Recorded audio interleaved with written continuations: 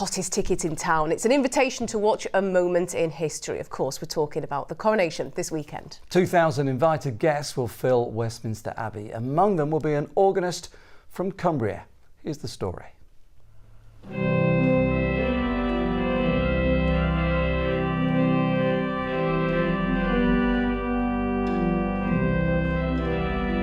It took 2.5 seconds to come to the conclusion that yes, I was going to go to this occasion.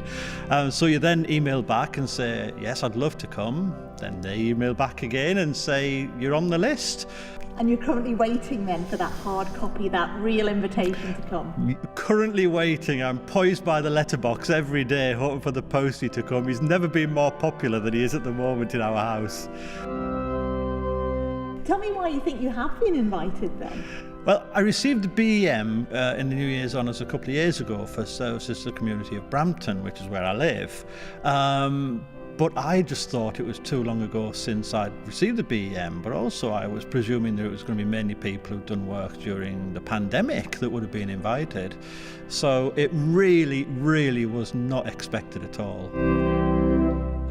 You'll be very interested in hearing what music is played at the coronation. What pieces are you hoping to hear? And if you were in charge of organising the coronation, what would you pick? There are the usual things that everybody would associate with the coronation, like Zadok the priest, which I would love to hear, although I don't think it's on the agenda. But I do know that the King has commissioned lots of new music, which is going to be far more interesting, I think, because it's appropriate to the different kingdoms within the UK, and they're the things I'd be fascinated to hear, with a modern take on what might be appropriate. The whole situation with the coronation has been to make it much more accessible, so hopefully the music will be along those lines as well. We come back immediately after the ceremony, really, on Saturday, because I have other commitments, unfortunately. So it's going to be a flying visit to London, but well worth it. Very much so. There are 2,000 people in that congregation, and to get an invitation to something like that is beyond unbelievable. It's spectacular. I'm so honoured and humbled that I've been chosen, so I'm really finding it a wonderful experience. I'm very thrilled to have been involved in it.